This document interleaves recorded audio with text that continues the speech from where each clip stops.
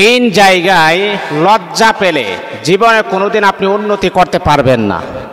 মনে রাখতে হবে, এই তিন জায়গায় কখনো আপনার লজ্জা পাবেন না, এই তিন জায়গায় কখনো আপনি শর্মিন্দা হবেন না। কারণ প্রত্যেকটা জিনিস মনে রাখতে হবে যে লজ্জা পাওয়া, লজ্জা হচ্ছে মুমিনের একটা ভূষণ। যার হায়া নাই, আল হায়া ও শুবাতুম মিনাল ঈমান, যার হায়া নাই হাদিসের ভিতরে আসছে যে তার ঈমান নাই। এর মানে হচ্ছে প্রত্যেকটা মানুষ, ছেলে হোক আর মেয়ে হোক, লজ্জা আমাদের থাকাটা উচিত। আর যেই মানুষটার লজ্জা শরম বলতে কোনো কিছুই নাই, ওই মানুষটা যে কোনো কাজ তাৎক্ষণিকভাবে সে করতে পারে। আপনার যদি লজ্জা থাকে, আপনার যদি হায়া থাকে, তাহলে একটা খারাপ কাজ করতে আপনার বিবেক একটা বাধা সৃষ্টি করবে। আমি কাজটা কিভাবে করি, আমার মাথার মাঝে এখন টুপি আছে, আমি টুপিটা মাথায় নিয়ে আমি এই নোংরা কাজটা আমি কিভাবে করি, কারণ তাকে বাধা প্রদান করে। তার হায়া আছে, লজ্জা আছে, এই জন্যে গুনাহের কাজ করতে তাকে বাধা প্রদান করে। আর যেই মানুষের হায়া লজ্জা শরম বলতে কোনো কিছুই নাই, তাৎক্ষণিকভাবে সেই কাজটা করতে পারবে, তাৎক্ষণিকভাবে সে এই কাজটা করতে পারবে।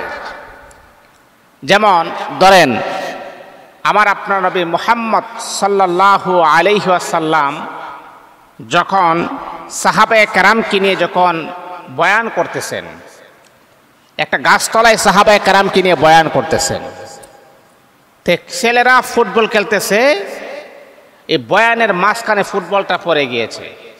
কেউ সাহস করে না, চিন্তা করে এত বড় একজন নবী, পাওয়ারফুল নবী, যাকে সবাই আল আমিন হিসাবে বিশ্বাস করে, আমরা আমাদের হাফ প্যান্ট পরে ওনার সামনের থেকে বলটা আমরা কিভাবে নিয়ে আসব?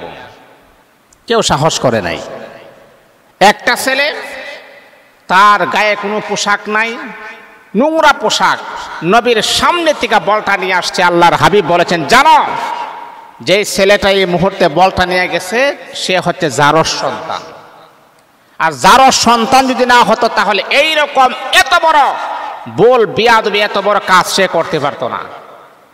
সাহাবায়ে কেরাম তো অবাক হয়ে গেলেন। নবী তো কোনোদিন কোনো কথা, নবী আলাইহিস সালাতু ওয়াস সালাম অকল্পনীয় কোনো কথা বলে না। সাহাবায়ে কেরাম যখন তালাশ করতে শুরু করলেন, তালাশ করে দেখে আসলেই বাস্তব ওই ছেলেটা জারস সন্তান। এ আল্লাহ তাআলার বান্দা, শোনো, হায়া লজ্জা শরম এটা আল্লাহ প্রদত্ত নিয়ামত। এই তিন জায়গাতে কখনো লজ্জা পাওয়ার কোনো সুযোগ নাই, তিন জায়গাতে লজ্জা পাবেন না। এই তিন জায়গায় যদি আপনি লজ্জা বোধ করেন, তাহলে মনে রাখতে হবে আপনার জীবনের অনেক ক্ষতি হওয়ার সম্ভাবনা রয়েছে। এক নাম্বার হচ্ছে আপনার পুরাতন পোশাক, যেই পোশাকটা আপনি পরে আছেন, আপনি আপনার সাধ্য অনুযায়ী, আপনি আপনার এবিলিটি অনুযায়ী যেই পোশাকটা আপনি পরে আছেন, আর সবাই শিল্পপতি কোটিপতি, তাদের সামনে আপনি কিভাবে যাবেন এই পোশাকটা পরে? না, এটা নিয়ে লজ্জা পাওয়ার কোনো কারণ নাই। আপনি আপনার এবিলিটি অনুযায়ী আপনি পোশাক পরেছেন, কিন্তু হ্যাঁ, এই পোশাকটাই দৌত করে, এই পোশাকটা ইস্ত্রি করে সুন্দরভাবে পরিপাটি হয়ে আপনি তাদের সামনে যাবেন। আপনি যদি নিজেকে এতটাই ছোট মনে করেন, তারা হচ্ছে শিল্পপতি, তারা হচ্ছে বিজনেসম্যান কোটিপতি, তাদের সামনে আমি কিভাবে এই পুরাতন পোশাকটা নিয়ে যাব? না, এটা কখনো করবেন না। আপনি আপনার সাধ্য অনুযায়ী, আপনি আপনার এবিলিটি অনুযায়ী যে পোশাকটা আপনি পরেছেন, ওই পোশাকটা পরেই তাদের সামনে যাবেন। এটার কারণে কোনো লজ্জা পাওয়ার কোনো কারণ নাই। কারণ আল্লাহ পাক রব্বুল আলামিন আপনাকে যে হালতে রেখেছেন, যে অবস্থায় রেখেছেন, সেই অবস্থায় আপনি শুকরিয়া আদায় করবেন। আমার আল্লাহ কুরআনুল কারীমের বড় সুন্দর করে চমৎকার আকারে আমার আল্লাহ বলেন, বান্দা তুমি জানো নি, আমি আল্লাহ তো কুরআনুল কারীমের ভিতরে বড় সুন্দর করে জানায়া দিয়েছিলাম, আমার বান্দা, লা ইন শাকারতুম লা আযীদান্নাকুম ওয়া লা ইন কাফারতুম ইন্না আযাবি লাশাদীদ। হে আমার বান্দারা, দুনিয়ার জমিনের ভিতরে তোমরা যদি শুকরিয়া আদায় করো, লা ইন শাকারতুম লা আযীদান্নাকুম, হে আমার বান্দা, শুকরিয়া যদি আদায় করো, লা আযীদান্নাকুম, আমি আল্লাহ নিয়ামত বাড়ায় দিব। ওয়ালা ইন কাফারতুম, আর যদি তোমরা অস্বীকার করো, ইন্না আযাবি লাশাদীদ, আমি আল্লাহ তোমাদের জন্য কঠিনতর কঠিন আযাবের শাস্তির ব্যবস্থা রেখে দিয়েছি। যদি অস্বীকার করো তোমাদের জন্য আযাবের শক্ত আযাবের ব্যবস্থা আমি আল্লাহ প্রস্তুত করে রেখে দিয়েছি।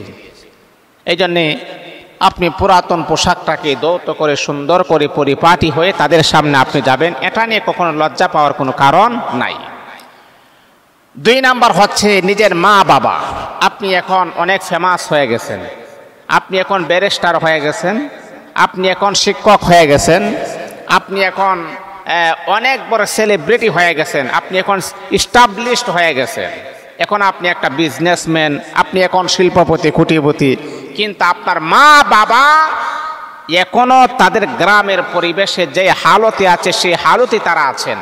কিন্তু আপনি মনে করেন, আমি আপনাদেরকে উদাহরণটা এইভাবে দিই যে আপনি কিছু মানুষের সাথে আপনি মিটিং করবেন, তো সেখানে অ্যালাউ করা হয়েছে, সেখানে জারি করা হয়েছে প্রত্যেকের মা বাবাকে নিয়ে আসতে হবে।